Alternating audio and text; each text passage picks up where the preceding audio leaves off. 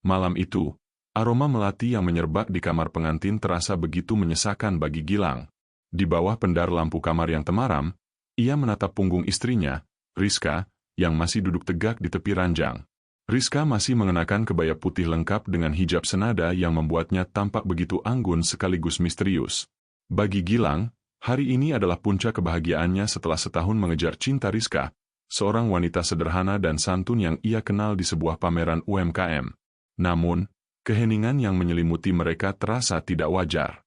Tidak ada senyum malu-malu, tidak ada binar bahagia yang seharusnya terpancar dari wajah seorang pengantin baru. Rizka, akhirnya kita hanya berdua, bisik Gilang pelan sambil melangkah mendekat. Ia mencoba meletakkan tangannya di bahu Rizka, namun dengan gerakan cepat, Rizka menghindar dan berdiri. Ia berjalan menuju meja rias, membuka laci paling bawah, dan mengeluarkan sebuah benda yang dibungkus kain jari kusam. Jangan menyentuhku dengan tangan yang dulu sering menyuapi kemewahan dari air mata ibuku, Mas. Suara Rizka terdengar dingin, menusuk hingga ke tulang sumsum Gilang. Gilang mematung di tempatnya. Apa maksudmu, Riz? Kamu bicara apa? Rizka berbalik. Wajahnya yang biasa terlihat lembut kini dipenuhi kilat kemarahan yang tertahan selama belasan tahun. Ia melempar sebuah foto lama yang sudah menguning ke atas kasur. Di foto itu, tampak seorang wanita parubaya berseragam pelayan sedang mendekap seorang anak kecil berbaju lusuh di depan sebuah gerbang rumah mewah. Gilang menyipitkan mata, jantungnya berdegup kencang saat menyadari gerbang itu adalah gerbang rumah masa kecilnya. Dan wanita itu adalah Mbok Atun, pengasuhnya yang sangat ia sayangi dulu. Mas masih ingat Mbok Atun? Wanita yang dituduh mencuri kalung emas Bu Retno, ibumu?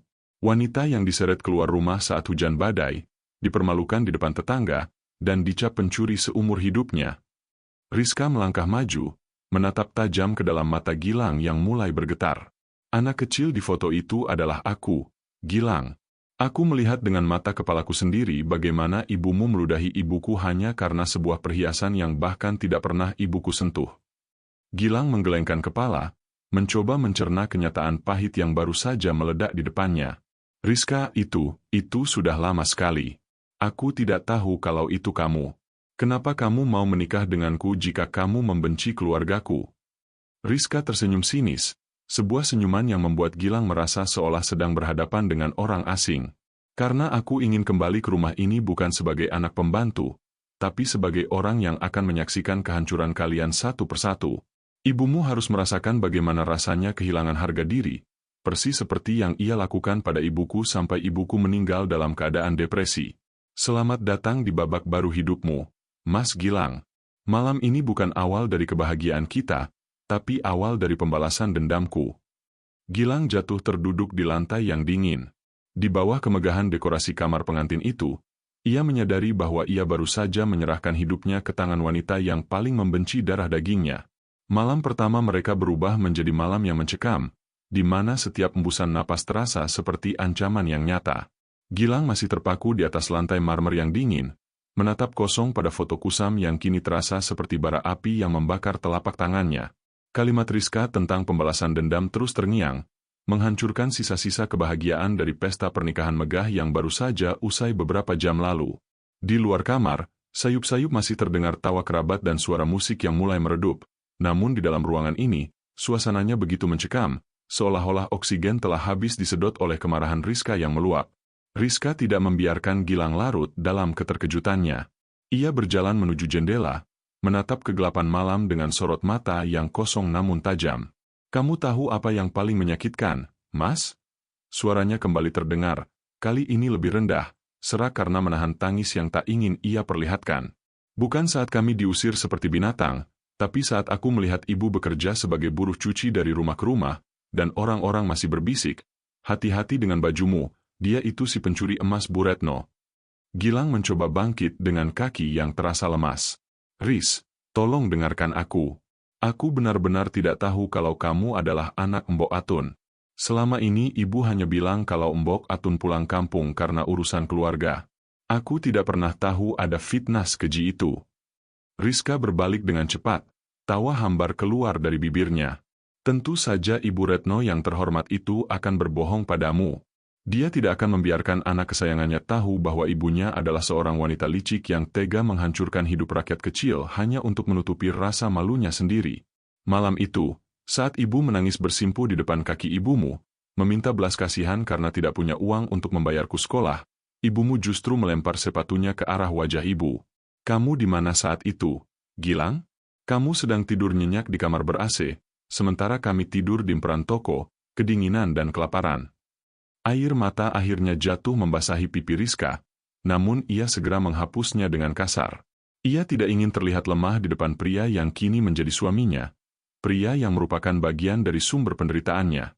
Ibu meninggal 2 tahun lalu dalam kesunyian, Mas. Di saat-saat terakhirnya, dia masih menggumamkan nama ibumu, bertanya-tanya dosa apa yang dia perbuat sampai harus menanggung aib yang tidak pernah dia lakukan. Sejak hari itu, aku bersumpah, aku akan masuk ke keluarga ini. Aku akan merebut apa yang kalian banggakan, satu persatu. Gilang merasa hatinya seperti diremas. Ia menatap Rizka yang kini kembali bersikap dingin dan tak tersentuh. Wanita yang ia puja selama setahun ini ternyata menyimpan luka sedalam samudera. Gilang ingin memeluknya, memohon maaf atas nama keluarganya, namun ia sadar, pelukan itu tidak akan mampu menghapus memori tentang hujan badai dan fitnah yang merusak hidup Rizka. Malam itu, di kamar pengantin yang seharusnya menjadi saksi cinta, Rizka justru mulai menyusun langkah untuk menjatuhkan Bu Retno dari tahta kesombongannya. Gilang hanya bisa terdiam, menyadari bahwa ia bukan sekadar suami, melainkan alat sekaligus korban dalam permainan dendam yang baru saja dimulai. Mentari pagi menembus celah gorden kamar, namun cahayanya tak sedikit pun mampu mengusir kegelapan yang telah berakar di hati Gilang. Setelah malam pertama yang penuh dengan pengakuan mengerikan, Gilang terbangun dengan perasaan seolah ada batu besar yang menghimpit dadanya. Di sampingnya, kasur sudah dingin, Rizka sudah bangun lebih awal. Gilang melangkah keluar kamar dengan gontai, hanya untuk disambut oleh pemandangan yang membuat jantungnya berdegup kencang karena rasa bersalah. Di dapur, Rizka sedang menyiapkan sarapan dengan tenang, sementara ibunya, Bu Retno, duduk di meja makan sambil mengamati setiap gerak-gerik menantu barunya dengan tatapan menilai yang tajam. Rizka, kopinya kurang mantap. Kamu ini bagaimana? Menyeduh kopi saja tidak becus. Suara Bu Retno meninggi, memecah kesunyian pagi dengan nada angkuh yang begitu familiar di telinga Gilang. Makanya, jadi perempuan itu jangan cuma modal cantik saja. Gilang itu terbiasa dengan pelayanan terbaik, bukan asal-asalan seperti di kampungmu. Gilang mematung di ambang pintu. Ia melihat Rizka hanya menunduk, tangannya yang memegang teko tampak sedikit gemetar, namun wajahnya tetap tenang, sebuah ketenangan yang kini terasa sangat menakutkan bagi Gilang. Rizka tidak menjawab, ia justru melangkah mendekat dan meletakkan cangkir kopi baru di hadapan Bu Retno dengan gerakan yang sangat sopan, nyaris seperti seorang pelayan yang terlatih. Maaf, Bu. Saya akan belajar lebih baik lagi agar sesuai dengan standar rumah mewah ini, jawab Rizka lirih. Suaranya terdengar tulus di telinga Bu Retno, namun bagi Gilang, setiap kata itu adalah sindiran tajam yang menyayat hati. Bu Retno mendengus, menyesap kopinya, lalu mulai mengeluh tentang hal lain.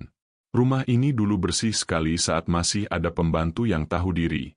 Tapi sejak dia saya usir karena mencuri, tidak ada lagi yang kerjanya benar. Kamu, sebagai menantu, harusnya bisa lebih baik dari pembantu kotor itu. Mendengar kata, pembantu kotor, tangan Rizka yang sedang mengelap meja tiba-tiba berhenti. Gilang bisa melihat buku-buku jari Rizka memutih karena mencengkeram kain lap dengan sangat kuat. Gilang segera menghampiri mereka, mencoba memecah ketegangan yang mulai mengental. Ibu, sudahlah. Rizka kan baru sehari di sini. Jangan terus-menerus membandingkannya dengan masa lalu. Sela Gilang dengan suara parau. Bu Retno menatap anaknya dengan heran. Loh, ibu kan cuma mengajari dia, Gilang. Kamu jangan terlalu memanjakan istri yang tidak punya latar belakang jelas seperti dia. Harusnya kamu itu nikah sama Clarissa, anak pengusaha itu, bukan gadis yatim piatu yang tidak punya apa-apa begini. Rizka mendongak, menatap Bu Retno dengan senyum tipis yang dingin. Ibu benar. Saya memang tidak punya apa-apa. Tapi terkadang, orang yang merasa punya segalanya justru adalah orang yang paling berhutang pada masa lalunya. Bu Retno mengernyitkan dahi, tidak mengerti maksud ucapan menantunya. Namun Gilang hampir tersedak ludahnya sendiri. Ia melihat tatapan mata Rizka yang berkilat penuh dendam di balik topeng kesantunannya. Di meja makan yang mewah itu, Gilang menyadari bahwa bom waktu kini sedang berdetak tepat di jantung rumah mereka, dan ibunya sendiri yang terus menyalakan sumbunya dengan kesombongan yang tak berujung. Kalimat Rizka tentang berhutang pada masa lalu menggantung di udara dapur yang pengap, menyisakan kerutan dalam di dahi Bu Retno yang tampak mulai terusik. Gilang berusaha mengalihkan pembicaraan, namun suasana sudah terlanjur keruh. Keangkuhan Bu Retno yang selama ini menjadi tameng mulai goyah oleh ketenangan Rizka yang terasa janggal. Hari itu berlalu dengan kecanggungan yang luar biasa, hingga senja tiba dan Rizka memutuskan untuk memulai langkah kecil pertamanya dalam menghancurkan ketenangan batin sang mertua melalui indera penciumannya. Aroma gurih santan yang mendidih bercampur dengan harum terasi bakar mulai memenuhi setiap sudut rumah mewah itu. Bu Retno, yang sedang bersantai di ruang tengah, tiba-tiba menghentikan aktivitasnya. Jantungnya berdegup kencang secara tidak wajar saat aroma itu menusuk hidungnya. Ia bangkit dan melangkah menuju dapur dengan raut wajah yang tampak pucat sekaligus geram. Di sana, ia melihat Rizka sedang mengaduk sayur lodeh jantung pisang di atas kompor, masakan yang sangat spesifik, masakan yang selama 15 tahun ini sengaja ia larang masuk ke rumahnya. "Siapa yang menyuruhmu masak lodeh itu?" bentak Bu Retno, suaranya sedikit bergetar. "Ibu sudah bilang, ibu benci bau sayur ini. Ini masakan orang rendahan." Rizka tidak terkejut. Ia perlahan mematikan kompor, berbalik, dan menatap mertuanya dengan tatapan yang sangat datar. "Maaf, Bu. Tadi saya menemukan catatan resep tua di gudang belakang. Saya pikir ini masakan favorit keluarga ini karena bumbunya sangat lengkap. Baunya enak, bukan? Persis seperti bau dapur rumah ini 10 tahun yang lalu." Bu Retno mundur selangkah, napasnya mulai pendek. Bayangan Embok Atun yang dulu selalu menyajikan sayur yang sama setiap sore mendadak melintas di kepalanya. Ia seolah bisa melihat sosok pembantu yang ia fitnah itu berdiri di samping Rizka, menatapnya dengan pandangan menuntut keadilan. "Buang. Ibu bilang buang," teriak Bu Retno sambil menunjuk ke arah panci itu. "Kenapa harus dibuang, Bu? Sayur ini tidak salah. Dia hanya mengingatkan kita pada seseorang yang pernah ada di sini," ujar Rizka dengan nada suara yang rendah namun penuh penekanan. Ibu sepertinya sangat ketakutan. Apa ada rahasia di dalam bumbu sayur lodeh ini yang membuat ibu gelisah? Gilang yang mendengar keributan itu langsung berlari ke dapur.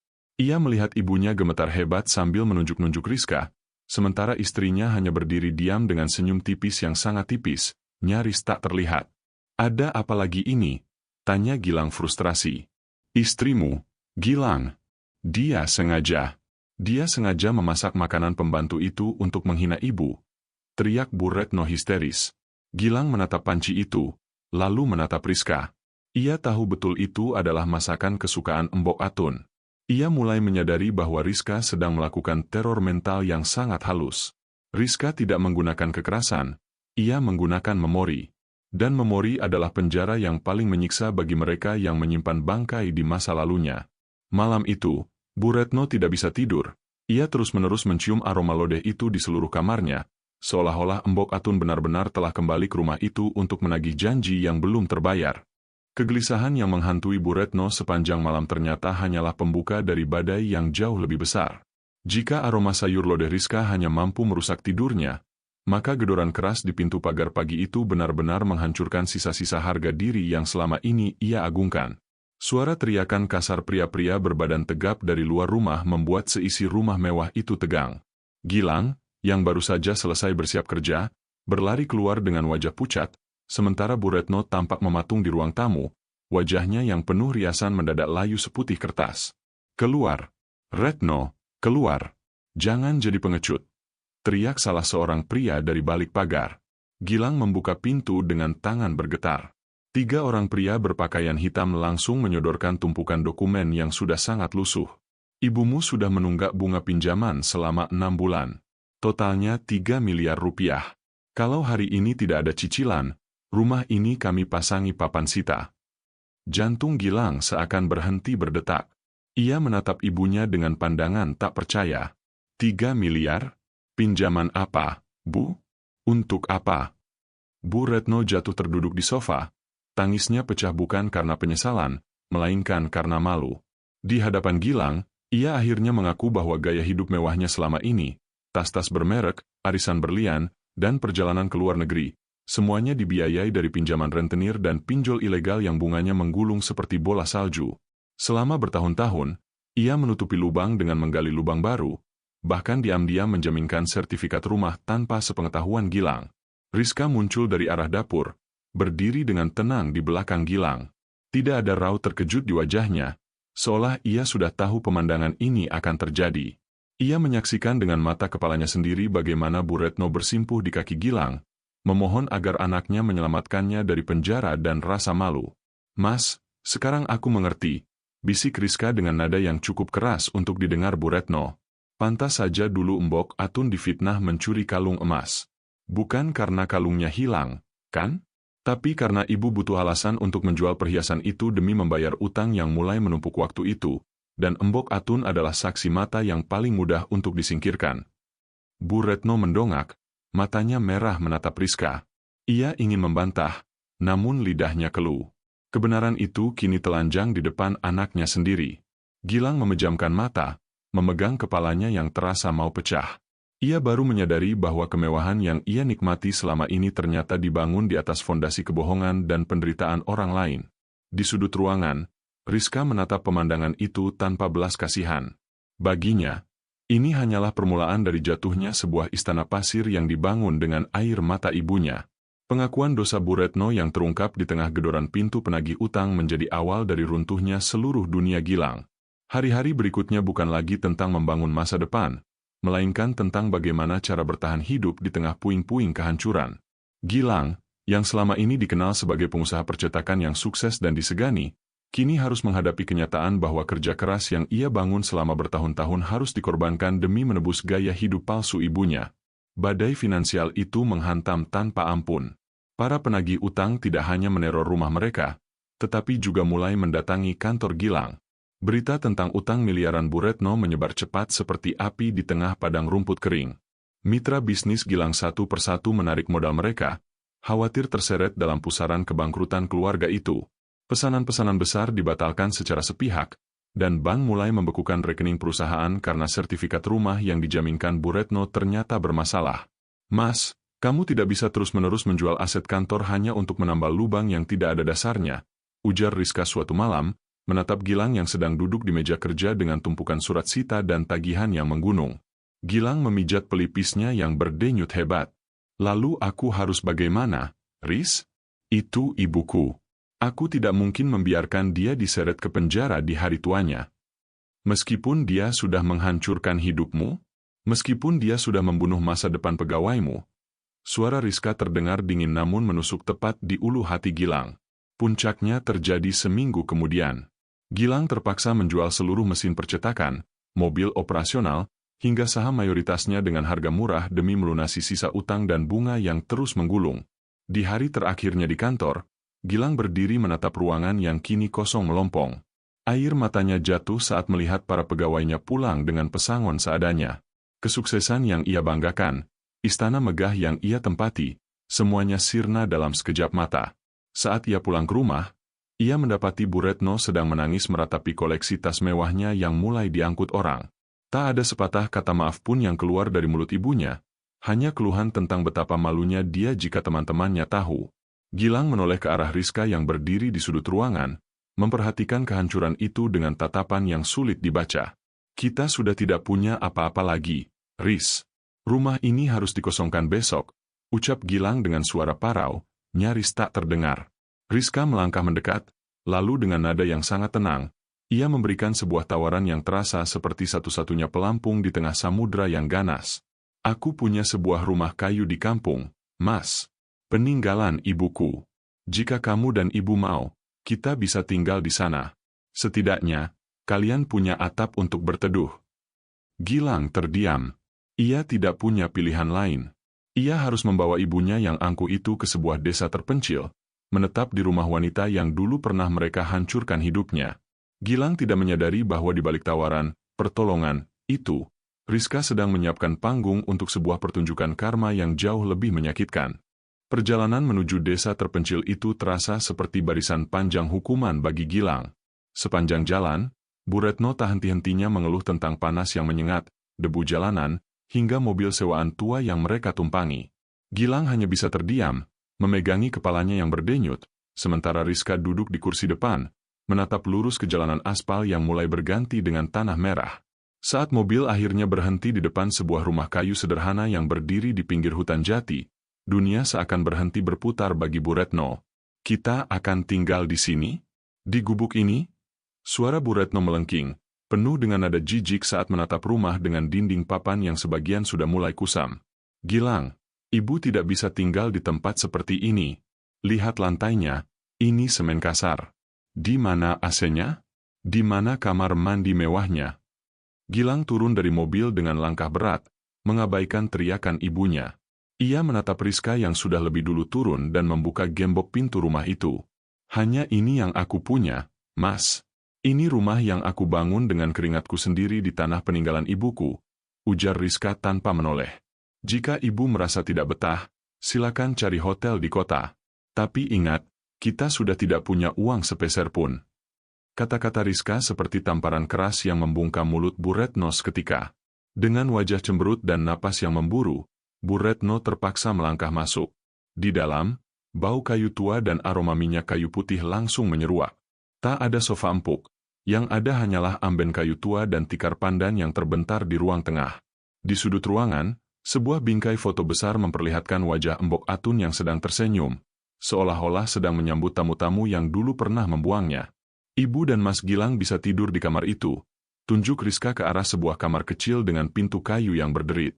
"Tapi ingat satu hal, di sini kalian adalah tamu. Aku yang menyediakan makanan, aku yang membayar listrik, dan aku yang memiliki rumah ini. Jadi, tolong ikuti aturan yang aku buat." Malam itu, untuk pertama kalinya dalam hidup mereka, Gilang dan Bu Retno harus tidur di atas kasur kapuk tipis yang terasa keras di punggung. Bu Retno menangis sesenggukan dalam kegelapan, meratapi nasibnya yang kini harus menumpang hidup pada anak dari wanita yang dulu ia injak-injak harga dirinya. Gilang hanya bisa menatap langit-langit kamar yang terbuat dari anyaman bambu, menyadari bahwa roda kehidupan benar-benar telah berputar. Kini, mereka bukan lagi majikan, melainkan orang asing yang menggantungkan hidup pada belas kasihan seorang wanita yang sedang menuntut balas dengan cara yang paling sopan namun mematikan. Suara deru mesin truk yang menderu di depan rumah kayu itu mengejutkan Gilang dan Bu Retno dari tidur mereka yang tidak nyenyak. Di atas kasur kapuk yang keras dan membuat punggung pegal, Bu Retno terbangun dengan wajah sembab dan rambut yang berantakan. Ia meringis saat merasakan dinginnya lantai semen menyentuh kakinya yang biasa beralas sandal bulu mahal. Saat mereka melangkah ke teras dengan mata yang masih mengantuk, sebuah pemandangan tak terduga terpampang di depan mata. Rizka, wanita yang mereka kenal lemah lembut di kota, kini berdiri tegak di tengah kepulan debu dengan mengenakan sepatu bot dan hijab yang dililit praktis. Di sekelilingnya, beberapa pria berbadan kekar tampak sibuk menaikkan gelondongan kayu jati berukuran besar ke atas bak truk. Rizka memegang sebuah buku catatan, sesekali memberikan instruksi tegas kepada para pekerja dengan suara yang berwibawa. Tidak ada lagi jejak istri penurut yang selama ini melayani Bu Retno di meja makan mewah.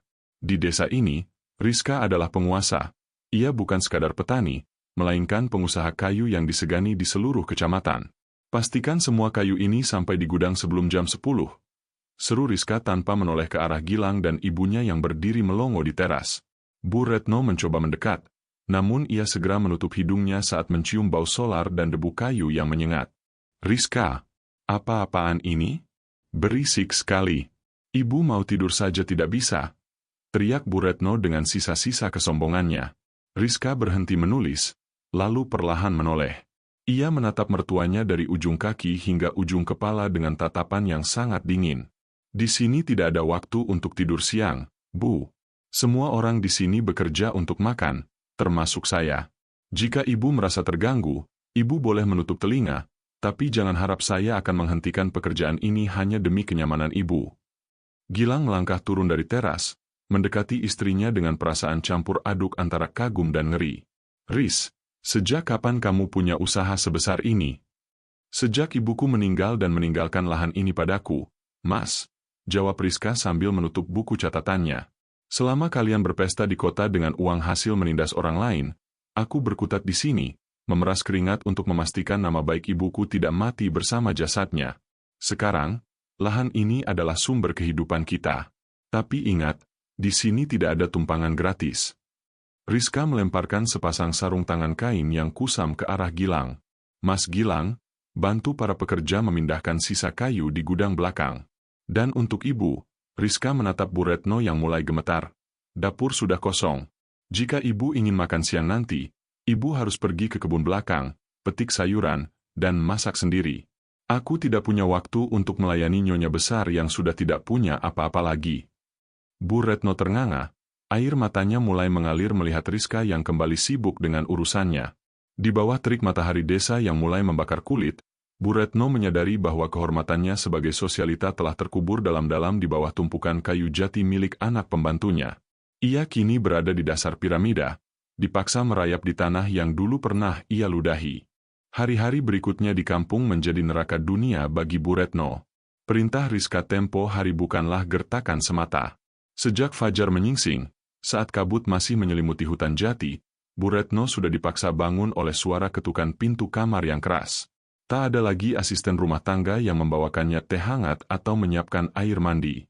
Kini, tangannya yang dulu hanya terbiasa menggenggam tas bermerek, harus bergelut dengan sabun cuci dan sikat lantai yang kasar. Lantainya masih berdebu. Bu, ibumu dulu bilang kalau ada debu sedikit saja di rumah kota, ibuku tidak boleh makan malam, kan? Ucap Rizka dingin sambil berjalan melewati ruang tamu dengan sepatu botnya yang masih sedikit berlumpur. Ia berhenti sejenak, menatap Bu Retno yang sedang bersimpuh mengepel lantai semen dengan napas tersengal-sengal. Ulangi lagi. Sampai benar-benar bersih. Bu Retno mendongak dengan mata merah karena kurang tidur dan tangis yang tertahan. Rizka, pinggang ibu sakit sekali. Ibu sudah tua, tidak kuat kalau harus mengerjakan semuanya sendiri, rintihnya dengan suara serak. Rizka hanya tersenyum tipis, sebuah senyuman yang tidak sampai ke mata. Ibuku dulu lebih tua dari ibu sekarang saat dia ibu paksa mencuci semua gorden rumah yang berat itu sendirian. Ibu tidak peduli pada sakitnya saat itu, bukan? Jadi, tolong jangan berharap aku akan peduli sekarang. Gilang, yang baru saja kembali dari gudang kayu dengan baju yang basah kuyup oleh keringat dan bau kayu jati yang menyengat, terpaku di ambang pintu. Pemandangan di depannya membuat hatinya serasa diremas.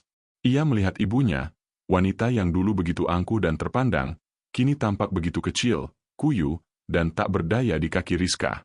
Rambut Bu Retno yang biasanya tertata rapi kini acak-acakan, dan tangannya mulai lecet karena deterjen murah. Riz, cukup. Biar aku yang bantu ibu mengepel, kata Gilang sambil mencoba merebut kain pel dari tangan ibunya. Jangan, Mas, potong Rizka tajam. Biarkan dia menyelesaikannya. Jika kamu membantunya, berarti kamu membiarkan ibumu tetap menjadi orang yang sombong. Dia perlu tahu bagaimana rasanya menjadi orang yang selama ini dia injak-injak. Malam harinya, di dalam kamar yang pengap, Gilang mendapati ibunya sedang menangis sesenggukan sambil memijat tangannya yang gemetar. Gilang, ibu tidak kuat lagi, nak. Istrimu itu monster. Dia sengaja mau membunuh ibu pelan-pelan. Tolong bawa ibu pergi dari sini. Ibu rela tinggal di jalanan daripada harus dihina seperti ini setiap hari. Isak Bu Retno sambil memeluk kaki anaknya. Gilang menatap ibunya dengan perasaan yang sangat hancur. Di satu sisi, ia tahu semua ini adalah karma atas perbuatan keji ibunya di masa lalu. Namun, melihat wanita yang telah melahirkannya merana seperti pelayan di rumah istrinya sendiri, sisi kemanusiaannya memberontak. Konflik batin yang hebat mulai berkecamuk di dada Gilang. Ia mencintai Rizka, namun ia tidak sanggup menyaksikan ibunya hancur secara mental dan fisik di depan matanya sendiri. Gilang menyadari bahwa dendam Rizka telah mengubah wanita yang ia cintai menjadi sosok yang asing, dan ia harus segera membuat keputusan sebelum semuanya terlambat. Isak tangis Bu Retno di tengah malam yang sunyi itu terus menghujam jantung Gilang, menjadi lonceng peringatan bahwa rumah tangga yang ia bangun di atas puing-puing dendam ini sudah tidak bisa diselamatkan. Pagi harinya, saat kabut masih menyelimuti hutan jati, Gilang tidak pergi ke gudang kayu. Ia berdiri di ruang tengah, menatap Rizka yang sedang memandangi foto Mbok Atun dengan tatapan kosong. Di sudut lain, Bu Retno duduk bersimpuh di atas tikar, memegangi tangannya yang kasar dan gemetar, tampak seperti bayangan dari wanita angkuh yang dulu pernah Gilang kenal. Rizka, dendammu sudah tuntas, ucap Gilang dengan suara yang rendah namun bergetar hebat. Kamu sudah melihat ibuku hancur. Kamu sudah melihat kami merangkak di lantai rumahmu. Apa itu belum cukup untuk menenangkan arwah Mbok Atun? Rizka berbalik, Matanya yang sembab menunjukkan bahwa ia pun tidak menemukan kebahagiaan dalam pembalasan ini. Ini bukan soal cukup atau tidak, Mas. Ini soal keadilan yang tidak pernah kalian berikan dulu.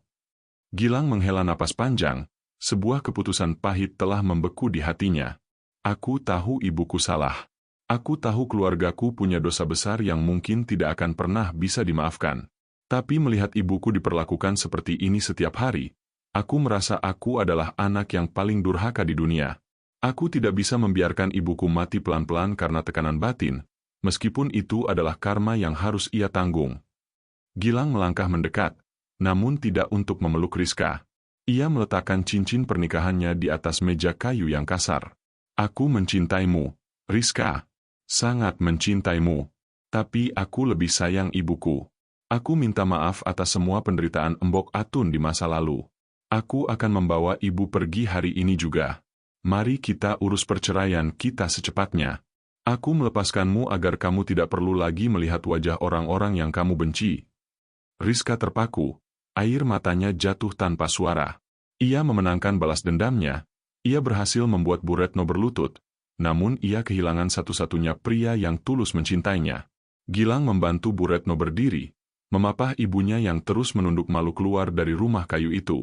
Mereka pergi tanpa membawa apa-apa, berjalan menyusuri jalan setapak desa menuju ketidakpastian, meninggalkan kemewahan masa lalu dan luka yang menganga. Cerita ini menjadi pengingat pahit bahwa dendam mungkin bisa memberikan kepuasan sesaat, namun ia seringkali menuntut bayaran berupa kebahagiaan yang tak akan pernah bisa kembali. Kesimpulan, kisah ini mengajarkan kita bahwa setiap perbuatan, sekecil apapun, akan menemukan jalannya untuk kembali sebagai karma. Namun, pembalasan dendam yang dilakukan dengan kebencian seringkali justru merusak diri kita sendiri dan orang-orang yang sebenarnya kita cintai. Bagaimana menurut kalian? Apakah keputusan Gilang sudah tepat untuk lebih memilih ibunya yang bersalah daripada istrinya yang menuntut keadilan? Atau sebaliknya, apakah Rizka terlalu kejam dalam menuntut balas? Tulis pendapat kalian di kolom komentar di bawah ya. Jangan lupa untuk like dan subscribe saluran ini agar kalian tidak ketinggalan cerita drama kehidupan yang menguras emosi lainnya. Sampai jumpa di cerita selanjutnya.